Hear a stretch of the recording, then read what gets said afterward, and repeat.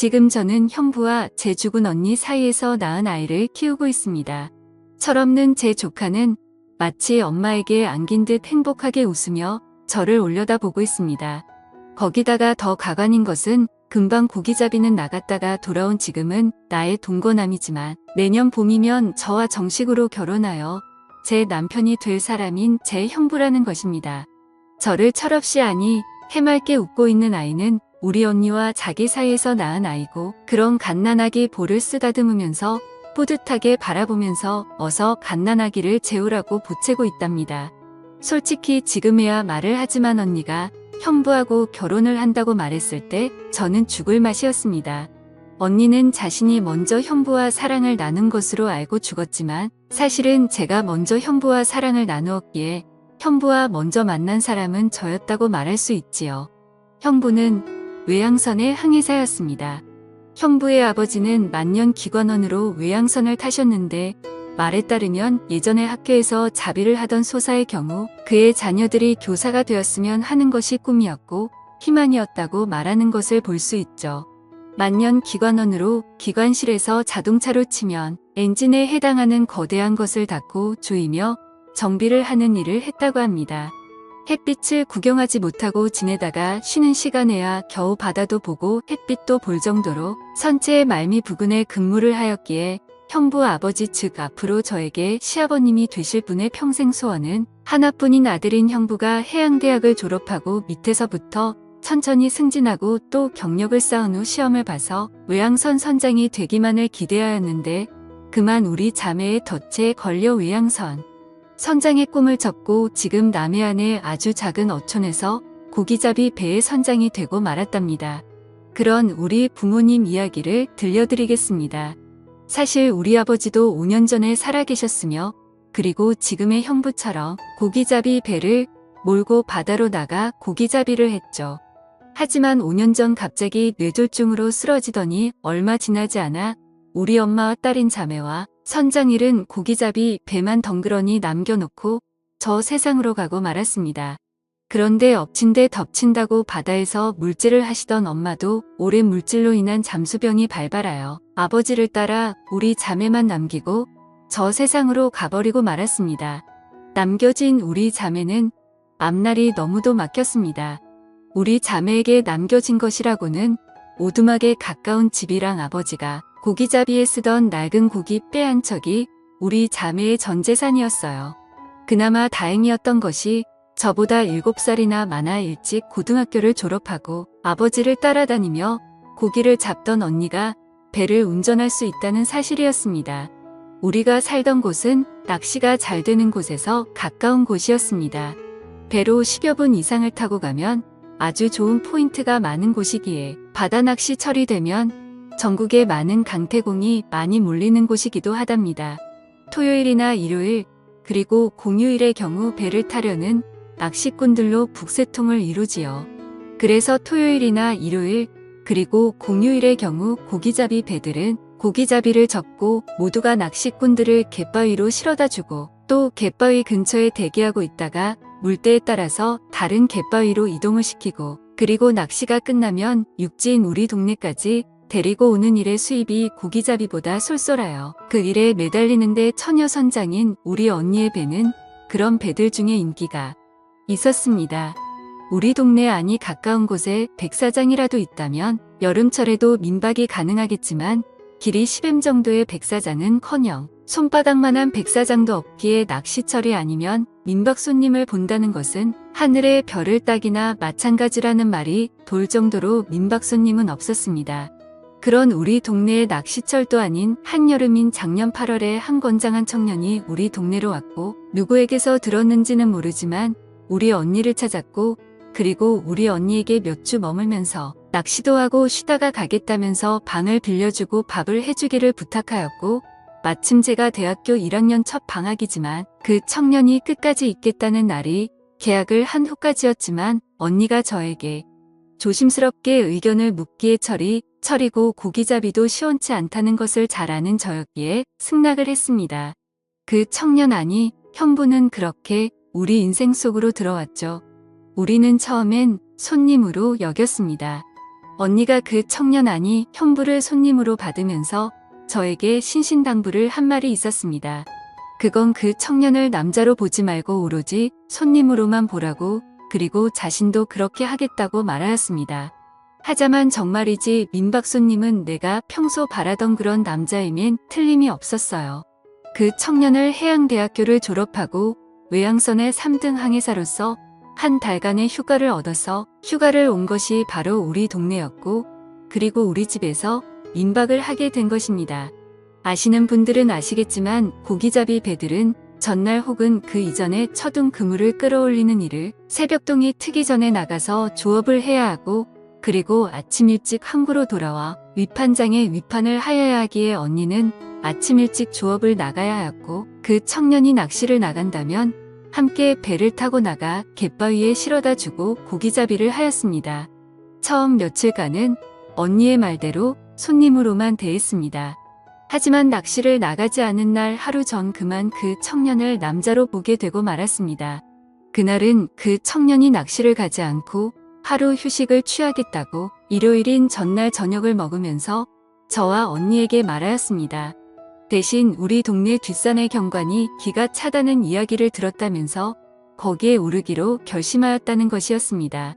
언니는 새벽에 조업을 나갔고 청년과 단둘이 남아 늦은 아침을 먹으면서 그 청년이 같이 안 가겠냐고 물었습니다. 저는 저도 모르게 언니와의 약속을 어기고 선뜻 승낙을 하고 말았습니다. 그러자 그 청년은 마치 10년직이나 된 것처럼 밥을 먹고 나서 설거지를 하려 하자 제 곁에 나란히 서더니 저랑 같이 설거지를 하였습니다. 저도 모르게 가슴이 두근두근해지더군요.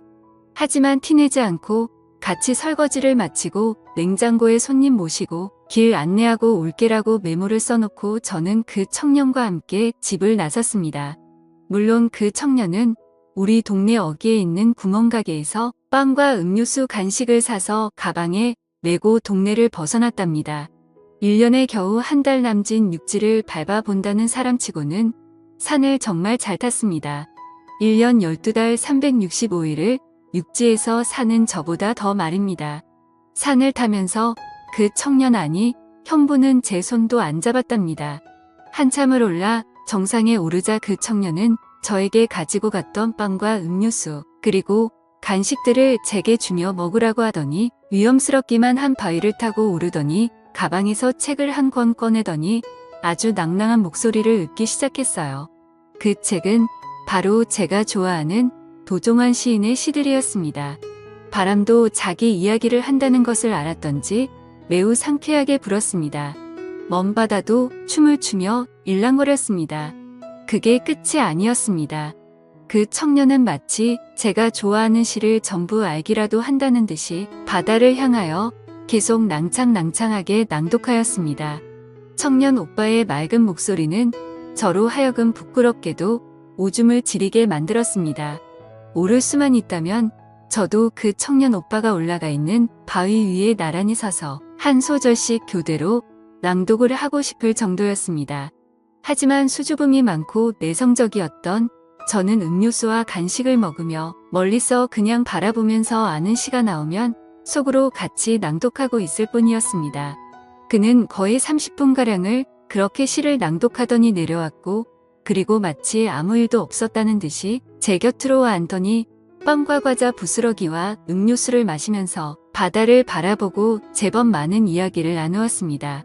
거기에서 저는 저도 모르게 청년 오빠에게 마음이 끌렸던지 엄마 아빠 이야기이며 우리 자매의 이야기를 하나도 꾸밈없이 모조리 이야기하고 말았습니다.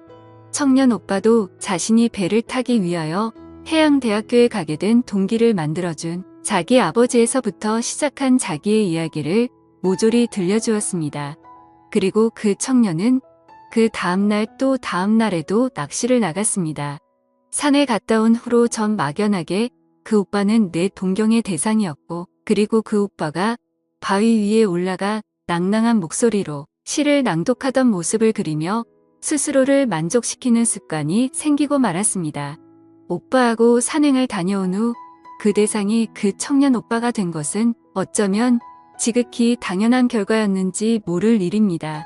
오빠 그날도 전 새벽에 눈을 뜨자마자 오빠와 있었던 산행 생각을 하였고, 그리고 바위 위에 올라가 낭낭한 목소리로 시를 낭독하던 오빠를 떠올리며 스스로를 기분 좋게 만드는 행위를 하며 오빠를 나직하게 외쳤습니다.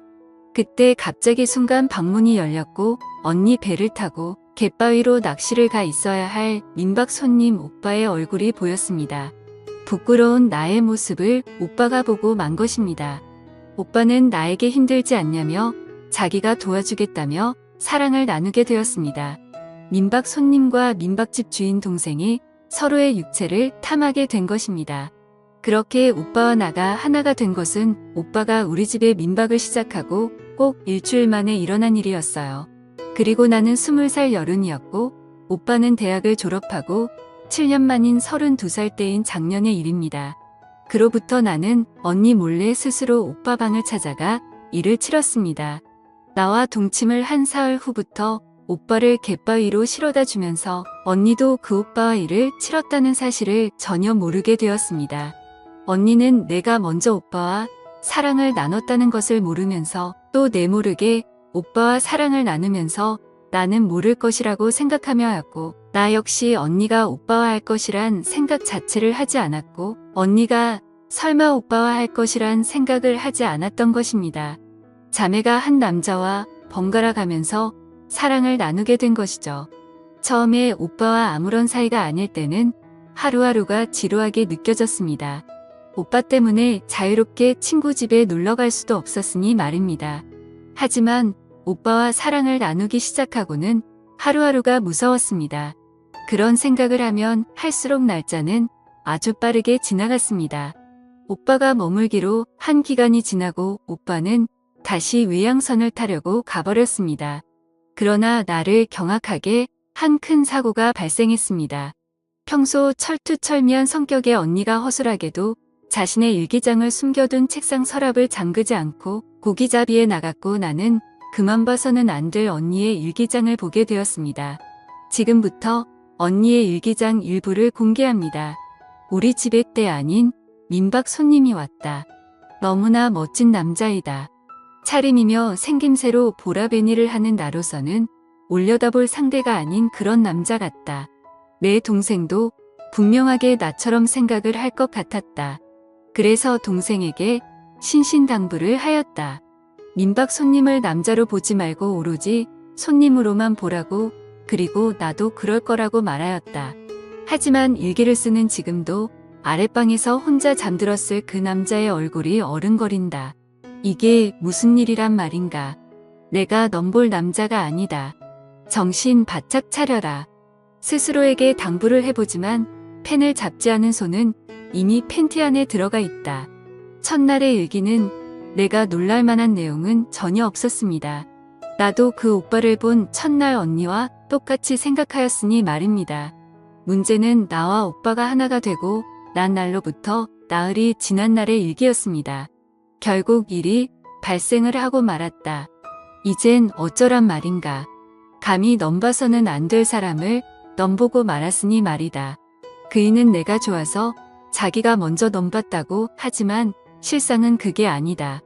내가 그동안 바라도 기다렸던 일이었기에 쉽게 그이에게 내 순정을 허락하고 만 것이다.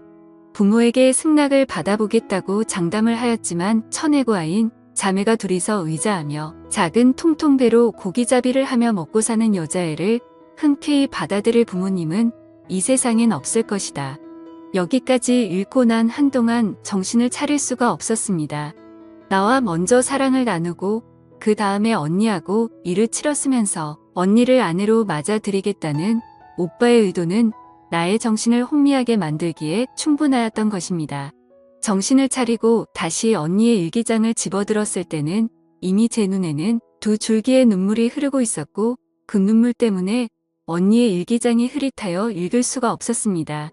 그때 결정적인 실수를 하나 하였으니 그 눈물이 언니의 일기장에 떨어졌고 그 흔적은 나중에 저로 하여금 언니에게 제가 언니보다 먼저 오빠하고 사랑을 나눴다는 사실을 알게 한 계기가 되었고, 언니가 위험을 무릅쓰고 출산을 선택기로 한 이유가 되었으며, 출산을 위하여 수술실로 들어가면서 만약에 자기가 하늘나라에 가면서 태어날 아기와 자기 남편인 형부를 저에게 맡긴다는 부탁이 바로 유언이 된 것입니다. 형부는 아내의 사망으로 충격을 받았고 언니와 있었던 모든 일을 까맣게 잊어버리고 말았습니다. 머릿속에 지우개가 들어있는 것처럼 말이에요. 새벽에 고기잡이를 위하여 들여놓은 그물을 끌어올리고 다음날 아침에 끌어올릴 그물을 치려고 나가는데 형부가 갯바위에 자기를 내려놓아 달라고 부탁을 하였습니다. 몇 번이나 형부를 갯바위에 실어다 주었지만 그물을 끌어올리고 넣는 시간이 아닌데도 형부와 한 배에 같이 타고 있다는 사실만으로도 행복하게 만들었죠. 그런데 오늘따라 형부는 내가 갯바위로 가려고 하자 그냥 내가 조업을 하는 것을 지켜보면 안 되겠냐고 넌지시 물었습니다. 어쩜 난 형부가 나의 배에 타고 갯바위로 가는 날마다 이 말을 기다렸는지도 모를 말이었기에 순순히 승낙을 하였습니다. 아니, 속으로 고맙게 생각하였을 정도였습니다. 오늘따라 그물의 무게가 장난이 아니었어요. 요즘 들어 최고의 어획량이 그것을 말하여 주고 있었습니다. 아빠가 돌아가시고 최고의 수확을 올렸으니 말이죠. 더구나 그이가 보는 앞이라 그런지 오늘부터 잡아도 되는 꽃게까지 나의 마음을 들뜨게 만들 정도로 많이 그물에 걸려 있었습니다. 꽃게가 올라오자 그이가 나에게 오며 말을 걸었습니다. 위성으로 보는 TV에서 요즘 인기 있는 프로그램에서 꽃게라면을 꼭 한 번만이라도 먹어보고 싶었는데 생각만 앞섰지 먹어보지 못하였다면 배에 혹시 라면이 있다면 자기가 끓여보겠다며 기다리라고 말하였습니다. 배가 갑작스런 풍랑을 만날 경우 어디에 임시로 정박을 하여야 할지 모르는 탓에 어선에 비상식량이나 다름없는 라면이 당연히 준비되어 있었습니다. 나는 라면 2봉지를 그이에게 건넸습니다. 물론 다리가 부러져 상품 가치가 무지 떨어진 꽃게도 풍성하게 주고 말이죠. 행여하는 기대감에 부푼 나머지 난배를 낚시꾼 몇몇이 보이는 곳에서 그이가 라면을 끓이는 동안 천천히 움직여 낚시터에서는 전혀 모습이 보이지 않는 그런 위치에서도 불안하여 육지에서 봐서 배 안에서 무슨 일이 벌어져도 모를 정도의 바다까지 나갔습니다. 거기서 내가 행여나 걱정하는 일이 기어코 벌어지고 말았습니다. 그이와 냄비와 김치를 사이에 두고 앉아 사이좋게 라면을 먹는 도중에 일이 발생을 하고 만 것이었죠. 나는 그렇게 내 형부를 놓쳤고 급히 해경에 신고하여 형부를 건졌습니다. 다행히도 형부는 무사히 살았고 나는 그런 조카와 형부와 함께 이곳에서 행복하게 살 꿈을 꾸고 지낸답니다. 지금까지 제 사연을 들어주셔서 감사합니다. 다들 행복하세요.